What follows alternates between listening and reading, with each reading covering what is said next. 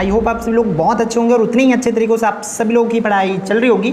तो आज की इस वीडियो में हम लोग देखने वाले भाई आपके क्लास 10 साइंस की फर्स्ट एग्जामिनेशन आपका जो हुआ था उनकी आंसर्स सॉल्यूशंस हम लोग कंप्लीट क्वेश्चन नंबर 2 से लेकर के 15-16 तक जो है देखने वाले। तो वीडियो को बहुत ध्यान से अंत तक देखना और जो चीज़ें है उसको समझने की कोशिश करना। अब देखो एक पैटर्न आप लोगों को एक चीज़ तो अच्छे से समझ आ गया होगा कि 1 मार्क्स की क्वेश्चंस कभी भी रिपीट नहीं होने वाला।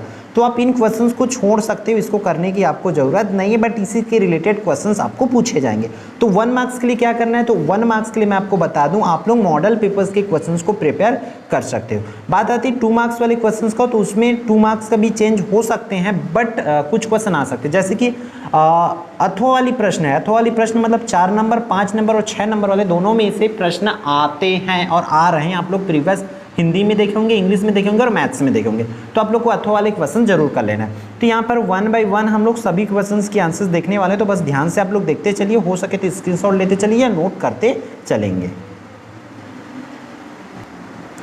तो आ गए भाई हम किस पर, सॉल्यूशन वाले क्वेश्चन पर। देखो जीवमंडल किसे कहते बोला जा रहा है, तो इसके आंसर्स आप लोग को इस तरह से बताना है कि जीवमंडल पृथ्वी के उस परिवेश को कहा जाता है जहां पर जीवन के पाए जाने की संभावना हो। ठीक है, जीवमंडल किसको बोलते हैं, जहां पर जीवन संभव हो उसको ही क्या कहा जाता है, जीवमंडल कहा जाता है। ठीक है, फिर तीसरा क्वेश्चन आपके आया हुआ है भाई सौर तापन युक्ति किसको कहते हैं, तो ऐसी युक्ति जो सूर्य की सहायता से, सूर्य की प्रकाश की सहायता से क्या होते हैं, ऊष्मा में परिवर्तित हो जाते हैं, गर्मी इकट्ठा होते हैं, जिससे क्या होते हैं ऊर्जा के रूप में रूपांतरित हो जाती है, हीट के रूप में रूपांतरित हो जाती है, उसे ही सौर तापन युक्ति कहते हैं। जैसे कि सोलर कुकर, इसके एग्जाम्पल आप लोग लिख सकते हैं। फिर यहाँ पर प्रश्न चौथा आपके स्क्रीन पर है भाई, क्या बोला जा रहा है इसमें, समारू ने ताजे दूध में खाने का सोडा मिलाकर उसका पीएच मान 6 से बदलकर 8 कर दिया।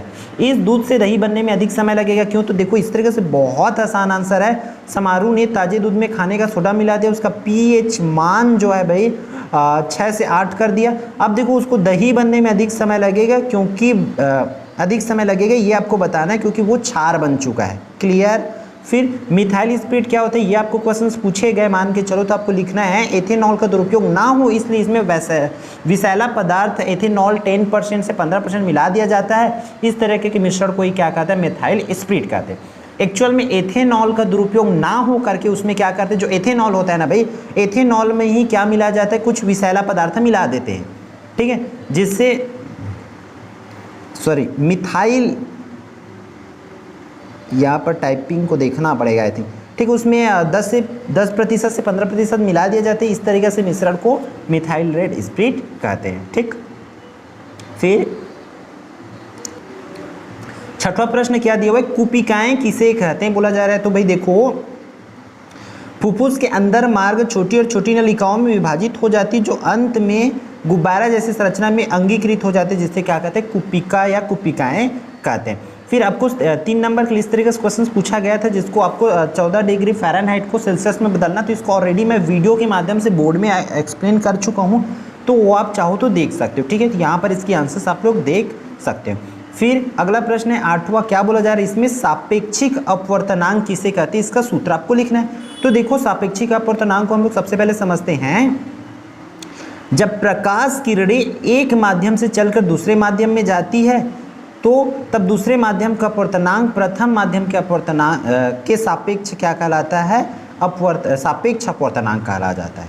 प्रथम माध्यम के सापेक्ष अपवर्तनांक कहलाता है, इसे ही μ12 से प्रदर्शित किया जाता है। मतलब वहाँ पर एक माध्यम से प्रकाश दूसरे माध्यम में जाती है तो वहाँ पर पहले माध्यम के सापेक्ष दूसरे माध्यम का क्या कहा जाता है, मतलब वहाँ पर सापेक्ष अपवर्तनांक कहते हैं, ये आपको याद रखना पड़ेगा।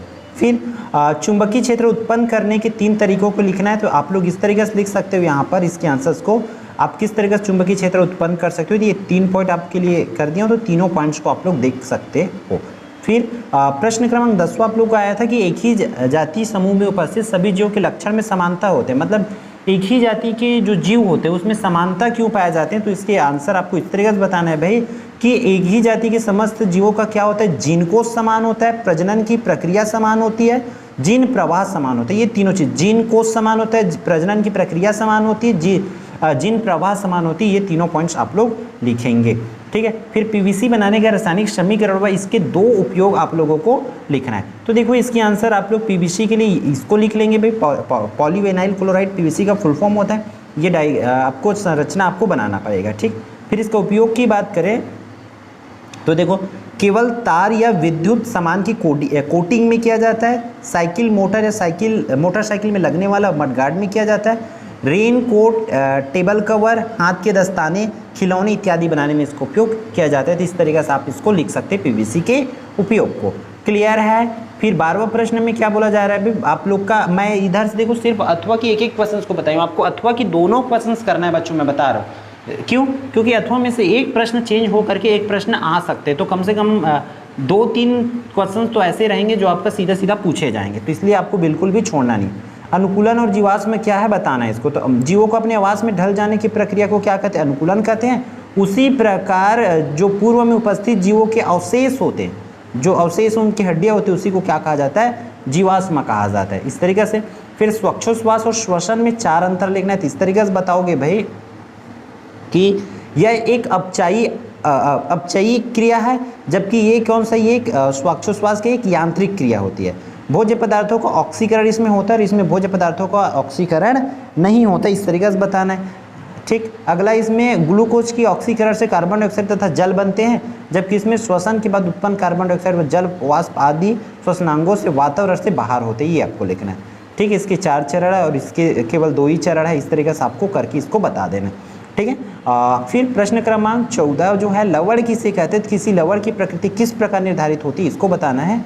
तो यहाँ पर देखो, आपको लवण किसे कहते हैं, तो उसके लिए आप लोग बताओगे जब अम्ल और क्षार का आपस में अभिक्रिया होती है उससे लवण बनता है, या अम्ल और क्षार की आपस में अभिक्रिया होती है तो उससे उस अभिक्रिया को उदासीनीकरण अभिक्रिया, और उदासीनीकरण अभिक्रिया में क्या बनती है? लवण बनती है। यही H आयन और OH आयन मिलकर जल के अणु बनाते हैं। तो इस तरीके से आपको यहाँ पर लिखना पड़ेगा और जल के अणु के लिए इसका आगे समीकरण भी करना होगा। ठीक है। फिर प्रश्न 15वां में देखो क्या बोला गया है कि अपने घरों में विद्युत परिपथ का प्रयोग किया जाता है, तो घरेलू परिपथ हेतु निम्न को समझाना है। मतलब आपको अतिभारण और प्रत्यावर्ती धारा इत्यादि को समझाना होगा। तो देखो, और इसी में दूसरा भी है, इस तरीके से तोड़ के देंगे प्रश्न आप लोगों को। तो मैं सबसे पहले हम लोग क्या देख लेते हैं भाई, अतिभारण।